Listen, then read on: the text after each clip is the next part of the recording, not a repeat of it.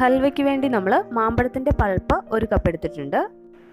നന്നായിട്ട് പഴുത്ത മാമ്പഴം നമ്മൾ മിക്സിയിൽ അടിച്ചെടുത്തിരിക്കുന്നതാണിത്. ഇനി നമുക്കിതിലേക്ക് വേണ്ടത് കസ്റ്റാർഡ് പൗഡറാണ്. ഞാൻ 2 ടേബിൾ സ്പൂൺ കസ്റ്റാർഡ് പൗഡർ എടുത്തിട്ടുണ്ട്.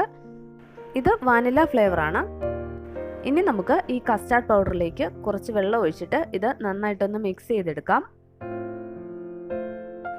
ഇതിൽ കട്ട കെട്ടാതിരിക്കാൻ വേണ്ടിയിട്ടാണ് നമ്മൾ കുറച്ച് വെള്ളം ഒഴിച്ച് ആദ്യം നന്നായിട്ടൊന്ന് മിക്സ് ചെയ്തെടുക്കുന്നത്. ഇത് നന്നായിട്ട് ഇളക്കി ഒട്ടും കട്ടയില്ലാതെ മിക്സ് ചെയ്തെടുക്കണം. നമ്മുടെ കസ്റ്റാർഡ് പൗഡറും റെഡി ആയിട്ടുണ്ട്. ഇനി നമുക്ക് ഹൽവ തയ്യാറാക്കാം. നമ്മൾ ഹൽവ തയ്യാറാക്കുന്നത് ഈ പാനിലാണ്. ആദ്യം നമുക്ക് റെഡിയാക്കി വെച്ചിരിക്കുന്ന മാംഗോ പൾപ്പ് പാനിലേക്ക് ഒഴിച്ചു കൊടുക്കാം. നമ്മൾ നാറുള്ള മാമ്പഴമാണ് ഇതിനു വേണ്ടിയിട്ട് എടുത്തിരിക്കുന്നതെങ്കിൽ ഈ മാംഗോ പൾപ്പ് ഒന്ന് അരിച്ചെടുക്കാവുന്നതാണ്. ഇനി നമ്മൾ ഇതിലേക്ക് കുറച്ച് വെള്ളത്തിൽ നമ്മൾ ആദ്യം മിക്സ് ചെയ്ത് വെച്ചിരുന്ന കസ്റ്റാർഡ് പൗഡറാണ് ചേർക്കുന്നത്. ഇനി നമുക്കിതിലേക്ക് മധുരത്തിന് വേണ്ടി പഞ്ചസാര ചേർത്ത് കൊടുക്കാം. ഞാനിപ്പോൾ 6 ടേബിൾ സ്പൂൺ പഞ്ചസാര ചേർക്കുന്നുണ്ട്. നിങ്ങൾക്ക് കൂടുതൽ മധുരം വേണമെങ്കിൽ അതനുസരിച്ചിട്ട് പഞ്ചസാരയുടെ അളവ് കൂട്ടിയെടുക്കാം. പാകത്തിനുള്ള മധുരവും ചേർത്ത് കഴിഞ്ഞിട്ട് നമുക്കിതിലേക്ക് വെള്ളം ചേർത്ത് കൊടുക്കാം. ഞാൻ 250 ml വാട്ടറാണ് ചേർക്കുന്നത്. അതിൽ പകുതി ആദ്യം ഒഴിച്ചു കൊടുക്കുക. എന്നിട്ട് നന്നായിട്ടൊന്ന് മിക്സ് ചെയ്യാം.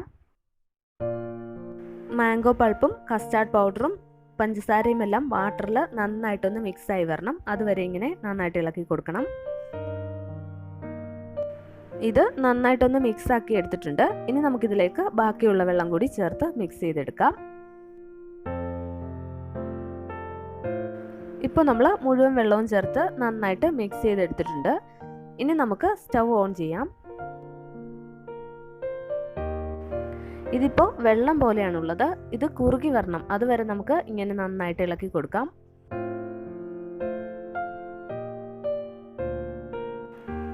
ഇതിപ്പോൾ ആദ്യത്തേതിലും കുറച്ചുകൂടി ഒന്ന് കുറുകി വന്നിട്ടുണ്ട്. ഇതിങ്ങനെ കുറുകി തുടങ്ങുമ്പോൾ നമ്മൾ കൈ എടുക്കാതെ ഇളക്കി കൊടുക്കണം. പിന്നെ സ്റ്റൗ ഒരു മീഡിയം ഫ്ലെയിമിൽ തന്നെ വെച്ചാൽ മതി. ഇനി നമുക്കിതിലേക്ക് 1 ടീസ്പൂൺ നെയ്യ് ചേർത്ത് കൊടുക്കാം. നെയ്യ് ചേർത്തിട്ട് ഇത് വീണ്ടും നന്നായിട്ട് ഇളക്കി കൊടുത്തുകൊണ്ടേയിരിക്കണം. ഇത് നമ്മുടെ പാത്രത്തിൽ നിന്ന് നന്നായിട്ട് വിട്ട് വരുന്ന ഒരു പരുവം വരെ ആവണം. അതുവരെ നമുക്കിങ്ങനെ നന്നായിട്ട് കൈ എടുക്കാതെ ഇളക്കി കൊടുത്തുകൊണ്ടേയിരിക്കാം. ഇതിപ്പോൾ കുറച്ചുകൂടി ഒന്ന് കുറുകി വന്നിട്ടുണ്ട്. ഇനി നമുക്കിതിലേക്ക് കുറച്ചും കൂടി നെയ്യ് ചേർത്ത് കൊടുക്കാം. നെയ്ക്ക് പകരം വേണമെങ്കിൽ വെളിച്ചെണ്ണ ചേർത്ത് കൊടുത്താലും മതി. പിന്നെ നമ്മുടെ ഹൽവയ്ക്ക് നല്ല യെല്ലോയിഷ് കളർ കിട്ടണമെന്നുണ്ടെങ്കിൽ നമുക്ക് ഫുഡ് കളർ ആഡ് ചെയ്ത് കൊടുക്കാം.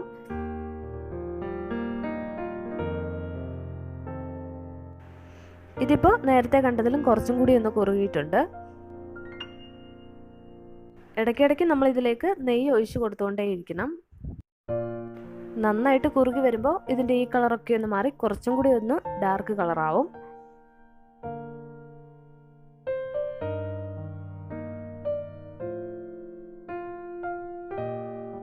ഇപ്പോൾ ഞാൻ വീണ്ടും ഇതിലേക്ക് 1 ടീസ്പൂൺ നെയ്യ് കൂടി ഒഴിച്ചിട്ടുണ്ട്. എന്നിട്ട് നമുക്ക് വീണ്ടും നന്നായിട്ടൊന്ന് ഇളക്കി കൊടുക്കാം. ഇതിപ്പോൾ നന്നായിട്ട് കുറുകി തുടങ്ങിയിട്ടുണ്ട്. ഇതിലും കുറച്ചും കൂടി ഒന്ന് കുറുകി കിട്ടണം. അപ്പോൾ നമുക്ക് വീണ്ടും ഇങ്ങനെ ഇളക്കി കൊടുത്തുകൊണ്ടേയിരിക്കാം. ഇതിങ്ങനെ കൈ എടുക്കാതെ ഇളക്കി കൊടുത്തുകൊണ്ടേയിരിക്കണം. പിന്നെ നമ്മുടെ സ്റ്റൗ മീഡിയം ഫ്ലെയിമിൽ തന്നെ വെച്ചിട്ട് വേണം ഇത് ചെയ്യാൻ.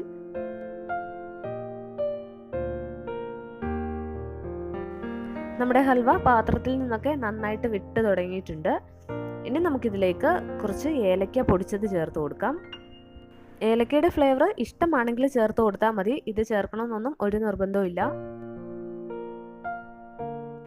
ഏലക്കാപ്പൊടി ചേർത്തിട്ട് നമുക്കിത് വീണ്ടും ഒന്ന് ഇളക്കി കൊടുക്കാം.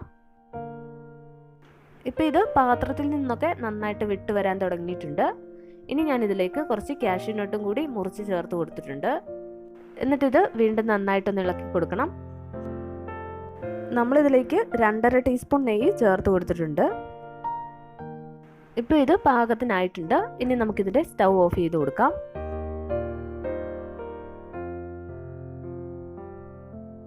ഇനി ഇത് നമുക്ക് തണുക്കാനായിട്ട് ഒരു പാത്രത്തിലേക്ക് മാറ്റാം. അപ്പോൾ തണുത്ത് കഴിയുമ്പോൾ മാത്രമേ ഇത് സെറ്റായി കിട്ടത്തുള്ളൂ. ഞാനൊരു പാത്രത്തിൽ നെയ്യൊക്കെ തേച്ച് വെച്ചിട്ടുണ്ട്. ഇനി നമുക്കിതിലേക്ക് നമ്മുടെ ഹൽവ ഒഴിച്ചു കൊടുക്കാം.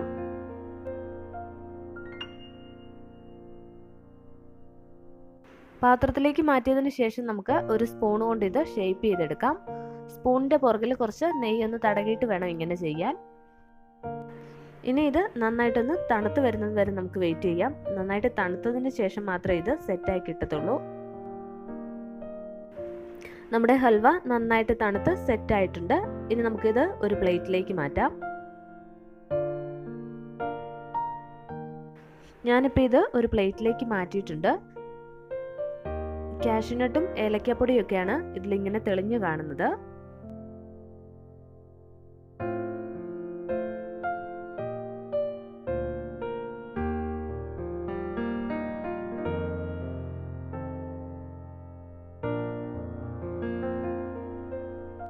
അപ്പോൾ നമുക്ക് നമ്മുടെ ഹൽവ ഇനിയൊന്ന് കട്ട് ചെയ്യാം.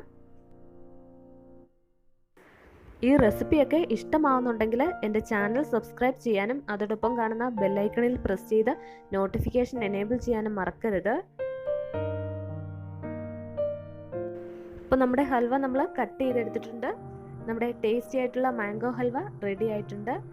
എല്ലാവരും ഇതൊന്ന് ട്രൈ ചെയ്ത് നോക്കുക.